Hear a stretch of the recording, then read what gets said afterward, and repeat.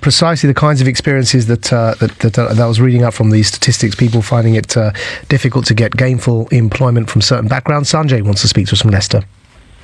Hi, Maajid. Hi. I wanted to say that I've had a lot of jobs before after my training. I've become self-employed now, so I'm all right now. But I've had a lot of jobs before, and I've been interviewed with a lot. I'll give you an example, with about 50 white people, and I've always got the job.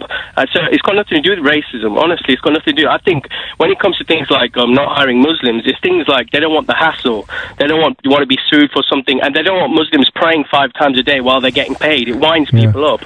So Sanjay, so you're not Muslim, are you? No, I'm not. I'm a Hindu, yeah.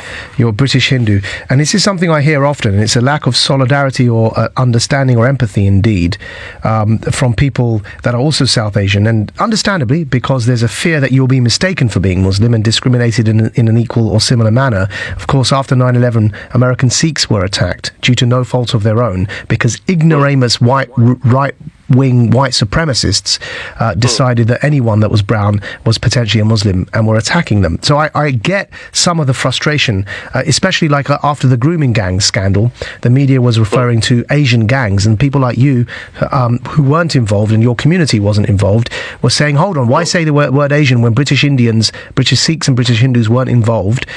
Call them what they are, British Pakistanis, and increasingly British Muslims.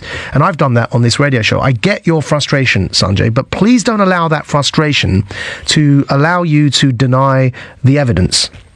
The evidence is that if it was just about Muslim fundamentalism, then it wouldn't be the case that Black Caribbean and Indian Brits still have 5% less chance of getting a job than their white British counterparts. So I don't believe that. Yeah, you don't believe this? Okay, so that's one survey. I don't believe this. Look, I don't believe the stats, and I tell you something. This is really unfair to the white British. You don't believe the evidence.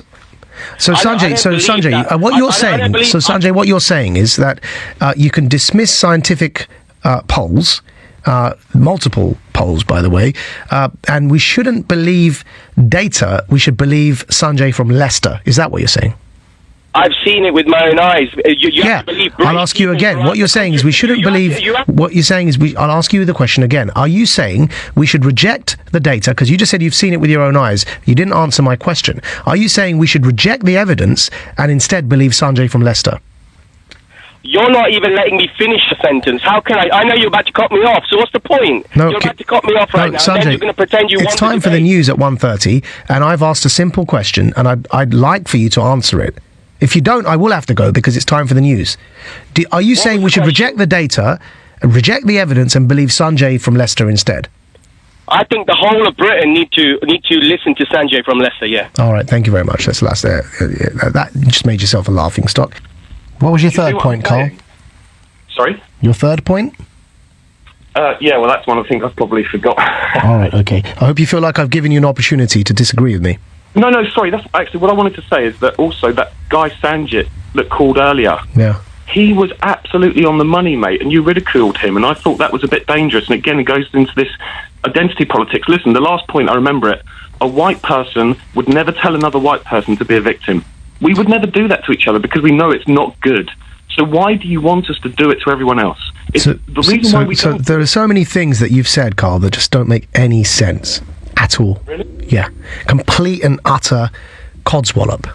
I'm being data driven. I'm saying the evidence is pointing to the fact there's a problem. It needs to be dealt with, not by affirmative action, but at least by acknowledging there's a problem and putting in place certain measures that deal with it. Now, the real problem there is people like Sanjay that you've just defended, who want us to ignore all the evidence and instead listen to him.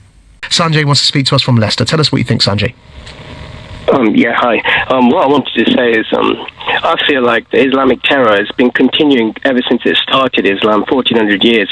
Now, I feel as long as it's in this country, it's going to continue, and Muslims are just going to keep overpopulating anyway, and it will never end. So I don't know why people get so shocked when there's a terrorist attack.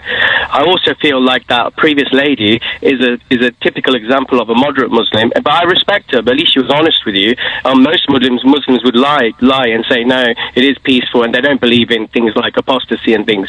But at least I got to give it to our lady. That's moderate Muslim, but at least she's being honest with you. This is my problem. In Islam, it is intolerant. It doesn't make a difference what you say. You sound quite pessimistic, Sanjay. Well, I've just looking at the full history of Islam. If you look into this country right now, just look at what they're doing in this country right now. I mean, my thing is Islam can't even be reformed. So the problem is this: either you ban it in non-Muslim countries, or you live with it and just tolerate the intolerant. That's what I feel. Because in Muslim, what do you think? Hang on, is that the only option there? Two options: either ban it or allow this thing to continue being intolerant. How Sanjay, come on, you genuinely don't think that your pessimism and your restricting of the solutions, that it's either ban it or it continues to be intolerant? You genuinely don't think that this is not informed by your own approach to understanding Islam in exactly the same monolithic one way of reading that the extremists do? No, because everyone still reads the same book, and that book has still got them verses of hate. Come on, man, come on. You're sounding like an immature 12-year-old reading a book and insisting that you're the only one who's got the correct reading of it. The truth is that same... No, look, I don't need the book to tell me anything. I've got my own morals, thank you very much. But those Muslims who are conservative, let me ask you a question, Sanjay. There's a passage that says no compulsion in religion. There's another passage that's in the Quran. There's a hadith that says whoever changes their religion, kill them. Now, which one's the literalist reading? You're right about that, no compulsion in every. That's great, but at the same time, you got over 100 verses. No. Answer my question. Contradiction itself, yeah. Oh, hold on. Which one? You're saying there's only one way to read it. Which one is the one way? Which was out of those two passages I've read you, where one says no compulsion in religion, the other says kill whoever changes their religion? Which one is the literalist, correct way of reading that scripture? So how does a Muslim know when they open the Quran? Oh, wait. Sanjay, answer the question, please. Answer the question. What do you want to answer? You're insisting that Islam is this one thing, and it's evil and violent and horrible and killing people. You're insisting in adopting the same reading of Islam as the extremists do, who then want to force it down everyone else's throat. And the only difference is you want to get rid of it, they want to impose it, right? But you both agree that Islam is this totalitarian ideology that forces everybody else. So I'm asking you, if that's true, that if there is only one correct way to read Islam, which, by the way, the Saudi Arabian Wahhabi state will also agree with you on. If there is only, as will the Iranian theocratic state, if there is only one correct way to read Islam, I've asked you a question. Which correct way to read these two passages? One says from the Quran, no compulsion in religion. The hadith says whoever changes religion, kill him. Which is the correct way of reading that scripture? The correct way is no compulsion in religion. That's the correct way. But then how is it Islam going to kill everyone? I've got a question for you. You just talked about Saudi Arabia, the heart of Islam. How can you insult the heart of Islam? Saudi Arabia is the heart. Surely you're insulting Islam at the best, aren't you? No, Sanjay, you're assuming that the version of Islam imposed on Saudi Arabia since the Wahhabis took over from the Ottoman Turks who were there ruling before them is the correct version. It just happens to be the current version that is being exported all over the world by the use of petrodollars that we, by the way, ally with. The CIA backed Saudi Wahhabism in Afghanistan against the Soviet communists. That's how jihadism spread in the world. These are very contemporary geopolitical and theocratic problems we're faced with, but it wasn't always like this, and it doesn't always have to be like this. There isn't one fixed way of reading this scripture. Okay, that's very interesting, but if you take away all the extremism and terrorism from Islam, if you take away all the terrorism, you don't think there's an issue within Islam, just tolerant Muslims wanting to try to take... I do think there is. You don't think... No, I do. I do think there's a problem. I just said, with the previous caller, I said there's a huge problem when 52% of British Muslims last surveyed said they would criminalise homosexuality. It's a huge problem. When a quarter said... When a quarter said they sympathised... When surveyed, they said they sympathised with the Charlie Hebdo attacks. It's a huge problem. It's not an insurmountable problem. That's what you're saying. I'm not saying it's insurmountable. I'm saying it's huge. There is a difference between those two things. And the only way of solving it is to ban it. Now when I say... No, Sanjay, no, that's... Ban what? To ban... Muslims... Sanjay, listen to yourself. You're sounding exactly like the extremists you want to ban. You don't force your opinion and tell people they're not allowed to believe in something as long as they're not harming anyone else. If you've got a view that somebody objects with, should I now ban you, Sanjay, because you've said something I find repugnant? Should I now say Sanjay needs to be banned? It's puerile. This ridiculous approach that just because you agree with something, you want to disagree with something, you want to ban it? Maajid, if listen to me, if Hindus were doing the things Muslims do, I would sit there and say, yeah, actually, do you know what? Actually ban Hinduism. Well, then you're not a liberal. Then you're not. Then you are, Sanjay. I'll tell you why not. Because that makes you a fascist. That's why not. If somebody's not using violence to impose their view on others, even if they are doing and saying something that we vehemently disagree with, until they use violence, the essence of liberal humanism, secularism, and democratic human rights-based values is to challenge, oppose them, but don't ban them until they resort to violence. That's why the BNP are still legal in this country. Only fascists want to ban things they disagree with. And Sanjay, that makes you as bad as the extremists who want to ban people like you for challenging them as well. That's Sanjay Day from Leicester. Those of you who've been listening have heard me take on both pro-Islamist apologists for theocracy, as well as those on the other end of the extreme who call in and want to ban Islam altogether. And whether that call was Aisha or Sanjay after her, both taking extreme positions,